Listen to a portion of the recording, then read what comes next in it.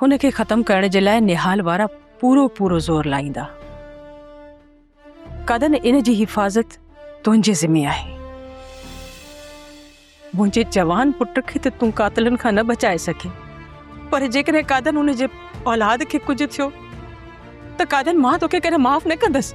अमा बख्ती, तव्हांजे निहाल वारनि जे विच में मां हिकिड़ी दीवार आहियां। निहाल वारनि खे तव्हां ताईं पहुचण लाइ हिन दीवार सां टकराइणो पवंदो। यो काज़न पंहिंजे दुश्मन खे ही आसानीअ सां माफ़ नाहे कंदो,